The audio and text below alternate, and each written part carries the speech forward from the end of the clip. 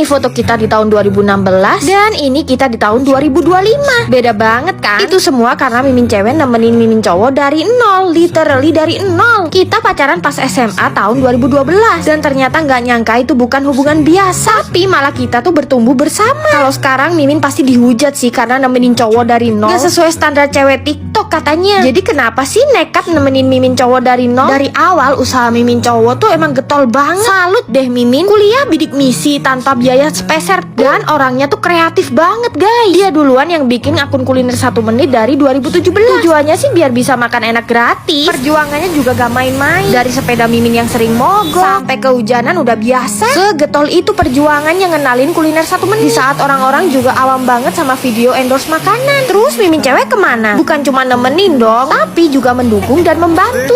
Ikut bikin video juga walaupun dihujat sana sini. Sampai diremehin orang sekitar pun Mimin juga terima guys. Ya itulah namanya juga perjuangan. Kuncinya tuh kompak dan satu visi misi untuk sukses bersama. Sampai kebeli deh rumah dan mobil-mobil impian kita berdua. Beruntungnya cowok yang Mimin temenin dari nol, apapun kondisinya tetap setia sama Mimin cewek. Dari dulu selalu ngelibatin Mimin cewek dalam hal apapun. Kemanapun pergi selalu ada Mimin cewek. Dan kebiasaan dari dulu pacaran juga gak pernah berubah. Tetap humoris, romantis, dan selalu bawa Mimin ke tempat-tempat yang dulunya kayak mimpi bisa kesana. Dan sekarang setelah 14 tahun bersama, akhirnya kita bisa nabung buat ngewujudin wedding dream kita. Maklum guys, selama itu karena kita berdua bukan anak orang kaya. Dibantuin sama Ko William Wong Hang yang selalu support kita dari awal. Sumpah desain jasnya itu gak pernah gagal guys, out of the box. Dan wedding organizer kisah kita. Kakak-kakak ini yang akan bantu arrange wedding dream kita. Terima kasih ya Kak Egi dan Kak Vero, ditemenin survei venue sampai dealing-dealing sama vendor yang lain. Gak nyangka dua orang yang bukan dari kalangan berada ini bisa ngewujudin ini semua. Masih kayak mimpi. Kita minta doa restunya ya teman-teman.